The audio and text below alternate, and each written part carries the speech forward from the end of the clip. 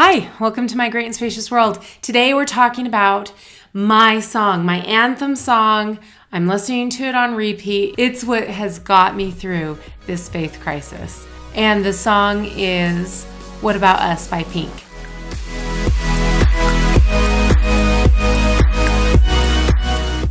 So I don't know about you guys, but whatever's going on in my life, I've got that soundtrack that is like my life soundtrack. Especially when things are going wrong. When things are going wrong, I need a song to soothe my heart, and I have found my song. You can ask all my roommates at BYU. When my missionary went on his mission, and I was heartbroken because I wouldn't see him for 2 years, I listened to Josh Groban, Remember When It Rains, every day on repeat, over and over and over, every waking second of the day, until they begged me to please stop. I mean, that is how crazy I can get at times. It's like a blanket. A song that I connect with really helps me.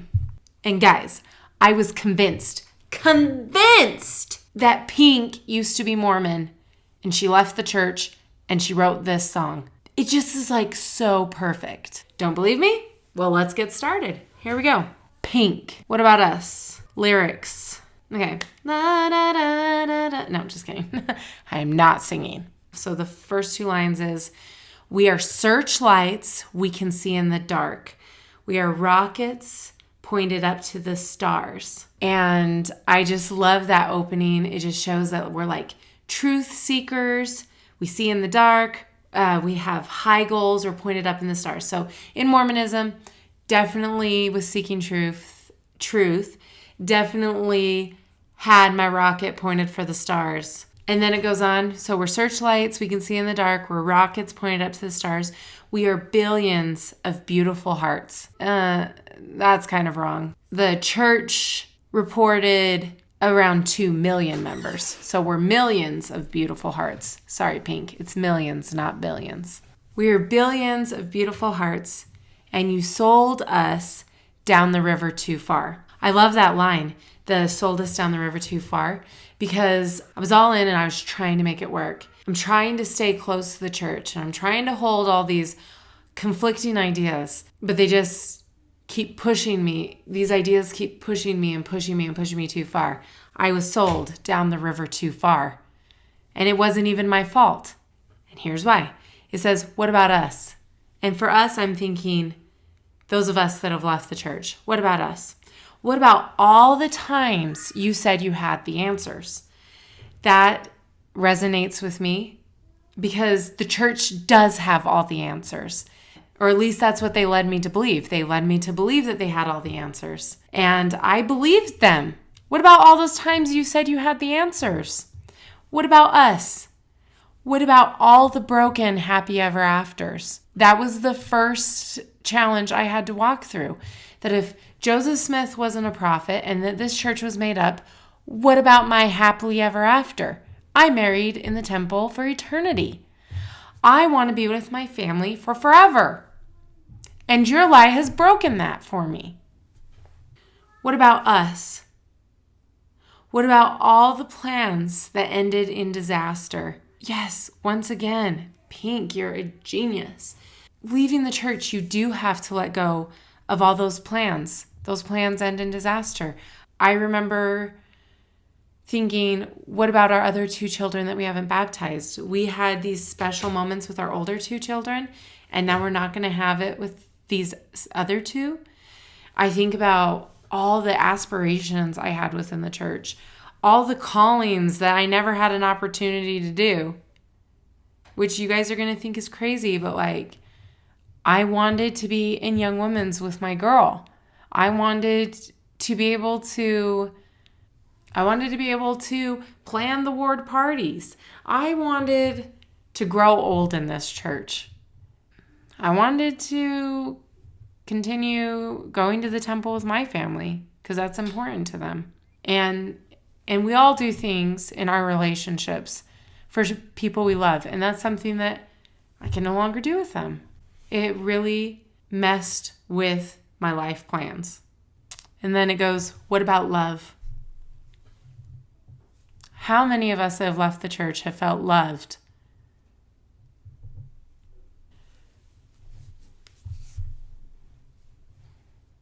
I feel like I'm hard to love now. Like everyone has to work at it. I feel like I've become less lovable, less appetizing, that it's a chore to love me now. What about trust? Yeah, my trust has been broken. The church lied to me. That goes back to they sold me down the river too far. They lied to me. So many lies. Multiple first visions. The lies about Joseph's polygamy and him keeping it a secret from Emma and how many he had and how young they were and how he'd send people off on missions and then marry their wives. What about trust? I had their love. I don't feel like I have it anymore. They had my trust. That's lost. And then it ends with, and now, what about us? They don't know what to do with us. Next, it says, we are problems that want to be solved. Yes, I would love for my problems to be solved. I wish the church could fix it. I wish there's something they could say. I wish that the Book of Mormon was true.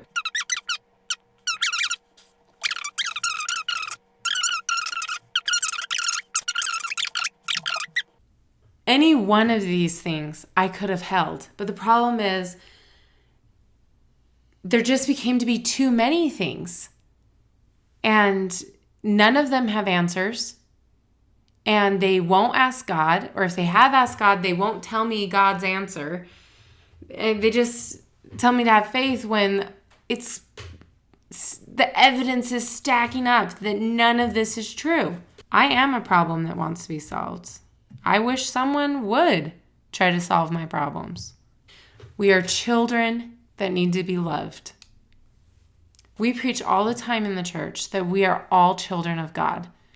All children of God deserve love, but for some reason, people can't love us they can't love the group of us that have left the church. Here are Mormons, and for the most part, they can love most other Mormons, although I'm sure you guys know that that's a conflict too. And then here's all the people that haven't heard of the church.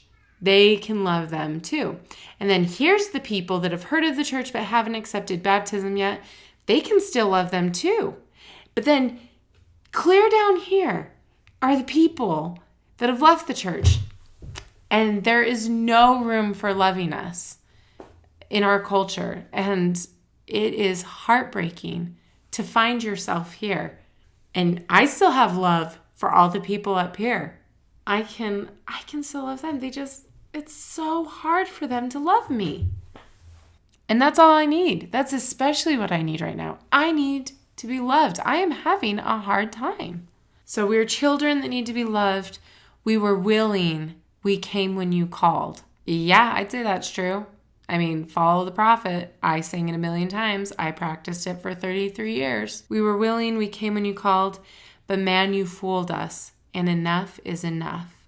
Seriously, I feel like that. Enough is enough. Stop lying. Tell the truth. Don't tell people I'm crazy. Tell the truth. What about us? What about all the times you said you had the answers? What about us? What about all the broken happy ever afters? I want to address that. I know lots of people in the ex-Mormon community who have had to face horrible family situations. So the broken ever afters. I've seen families torn apart over this. I've seen in my communities parents who reject their children. I've seen spouses who will divorce their spouse because they don't believe anymore.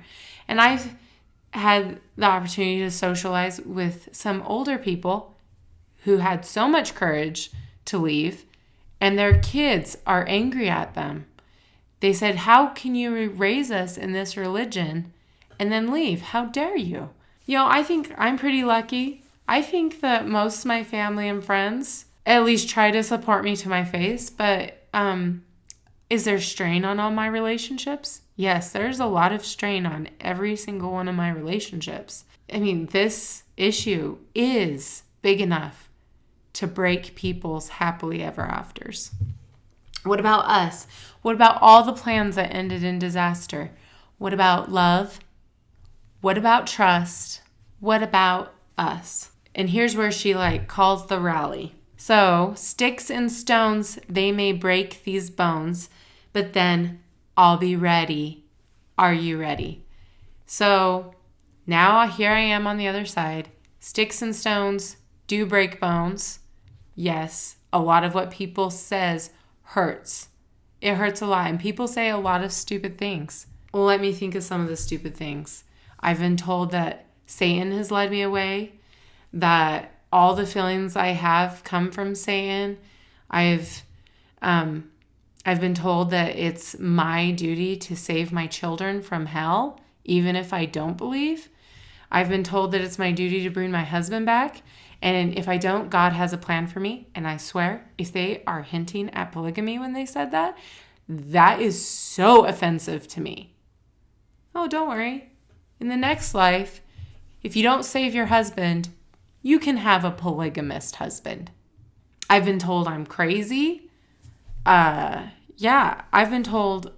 Now, those are all the bad examples. I've been told a lot of uplifting things too. But yeah, I've been hurt a lot by what people have to say. Oh, and another thing people have said is that I have to say, even if I don't believe, because we are in a Mormon dominant community and I can't be influential or accepted if I'm not a part of the church. That hurts. People said that I've lost the light in my eyes. Well, you know what? Maybe that one's true because I'm going through a hard time. I don't like what they mean by that when they say that, though. I don't like that. People say that I'm different. Okay, maybe I am a little different, but I don't like the way you're saying it. You're not saying it in a good way.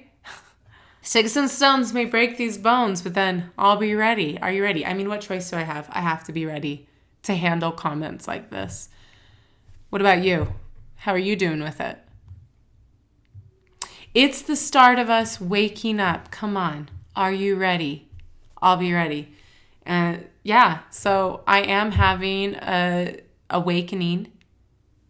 I'm opening my eyes and I'm seeing that a lot of what I've been told and what I've held on to and what I've shaped my life around isn't true. And I know that's happening to some of you. I'm ready to help you if you're ready.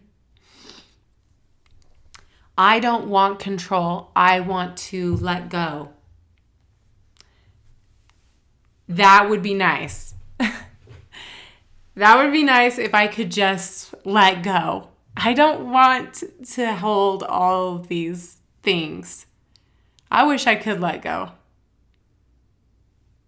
You know, and some of this channel is me letting go. These are the thoughts that I have to hold and can't speak in front of other people and be respectful and kind. And I would love to let these things go.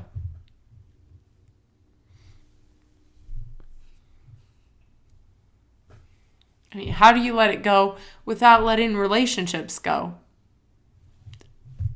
You know, and there's some relationships that are just more important to me than the fact that the church isn't true.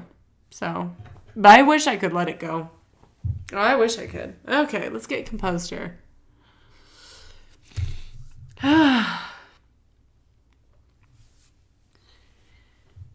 Because now it's time to let them know we are ready. What about us? And, you know, that's a call. It's time to let people know. I don't know how I feel about that line. Like, there are days I just want to shout it from the rooftops. There are days I want to save people from this mess that they are in. I want to tell them, you know, it's a lie. Don't suffer. You know, but then I also look at my life right now. I'm in the beginning, and you know what? The beginning sucks. And people tell me that it gets better. I'm hoping it gets better. But it's hard. It's hard to tell.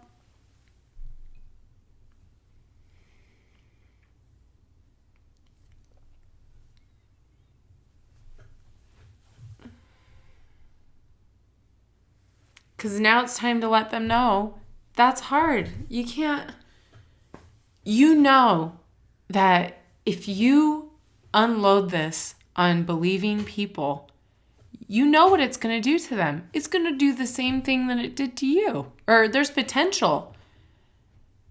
You know, me and my husband, we dealt with this differently. But, you know, there's potential that going through a faith crisis could hurt them. You know? And they might take it easier than you. They might take it harder than you. It's going to be hard, though. I don't think it's easy. I don't know. There's not that many people I know that felt like it was easy, you know. So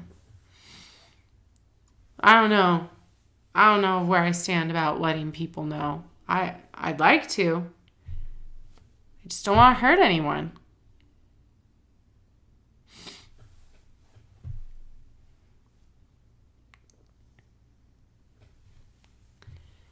And then she ends with the chorus, and I'm gonna say it again because the chorus is the best part. What about us, ex-Mormons? What about all the times you said you had the answer, Church of Jesus Christ of Latter-day Saints? What about us? What about all of our broken happy ever afters? What about us? What about all these plans that ended in disaster? What about love? Please make room to love us. What about trust? Please say the truth. What about us? We are the group that is suffering. And what about us? What are you going to do with us? Hopefully not abandon us. Hopefully, what about us? You know, I guess what I'd like the church to be truthful. I don't know if they'll do that. I would like them to make room for us, not tell people to avoid us or not listen to us, or that we're Satan's followers or that we're damned. You know, make room for us and be like, it's okay to love someone who doesn't believe the same thing as you. I'd like them to start giving us ways to cope with these. And then what would be great, what would be beautiful is if there were resources for parents that have children leave, for children that have parents leave, for spouses that are trying to walk a mixed faith marriage, and for people that are having a faith transition or a faith crisis. I think it would be so merciful if there was resources, support groups. I don't know if any of that's possible, but that's what I think when I think, what about us? Tell me what songs have helped you make it through. I'm going to link in the description below Pink's song. And, you know, you should go listen to it, rock out to it. And if you need to put it on repeat until your friends or family tell you that you're crazy, you know, go ahead and do that. Bye, guys.